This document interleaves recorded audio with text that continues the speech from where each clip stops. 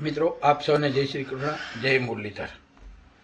લોકસભાની અને વિધાનસભાની 5 બેઠકની ચૂંટણીમાં એવું લાગતું હતું કે જૂનાગઢ, અમરેલી આપણા આહિર સમાજને ભાજપ ટિકિટ ફાળવશે અને છેલ્લે જૂનાગઢની બહુ જ આશા હતી, પણ જૂનાગઢ લોકસભા બેઠકમાં પણ રાજેશ ચુડાસમાને રિપીટ કરવામાં આવ્યા છે। આપણા આહિર સમાજને ટિકિટ મળી નથી, ભાજપે આપી નથી અને કોંગ્રેસે હજી તેના ઉમેદવાર જાહેર કર્યા નથી। એ જ રીતે માણાવદરની બેઠક પણ એવી વાત હતી કે એ પણ આહિર સમાજને મળશે। ભાજપે આહિર સમાજને ટિકિટ આપી નથી, એની જગ્યાએ કોંગ્રેસમાંથી પક્ષ પલટો કરીને જે કંઈ એણે કંઈ સેટલમેન્ટ કર્યું હોય એ ભાઈ અરવિંદ લડાણીને ટિકિટ આપી છે। એટલે માણાવદરમાં પણ આપણા આહિર સમાજને ટિકિટ મળી નથી। હવે કોંગ્રેસે પોતાના ઉમેદવારો જાહેર કર્યા નથી, ત્યારે આપણને આશા છે કે લોકસભા જૂનાગઢ બેઠક ઉપર આહિર સમાજને ફાળવવામાં આવે, તેમજ માણાવદર વિધાનસભા બેઠક ઉપર પણ આહિર સમાજને ટિકિટ આપવામાં આવે, કોંગ્રેસ ટિકિટ આપે એવી આહિર સમાજ વતી માગણી છે અને લાગણી પણ છે।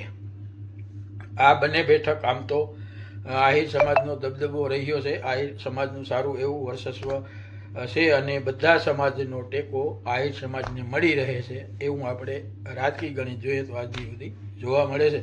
પરંતુ ભાજપે કેમ જાણે કોણ જાણે આહિર સમાજની અવગણના કરીને ટિકિટ ના આપી, પણ હવે જો કોંગ્રેસ પણ એ જ ભૂલ કરે, આહિર સમાજને આ 2 ટિકિટની ફાળવણી ન કરે તો ખરેખર કોંગ્રેસને પણ થોડું ઘણું નુકસાન સહન કરવું પડે।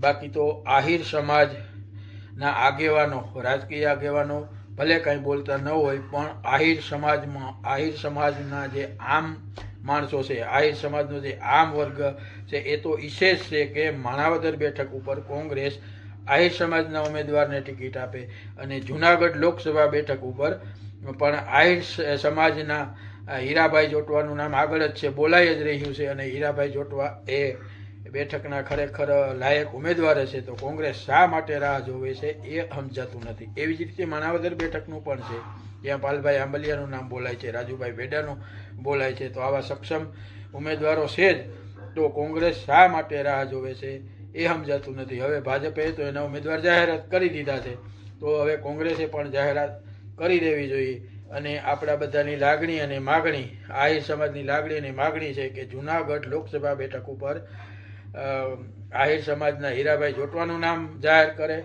અને માણાવદરની બેઠક ભાઈ પાલભાઈ આંબલિયાનું નામ જાહેર કરે, એવી બધાની માગણી છે। જય ભારત।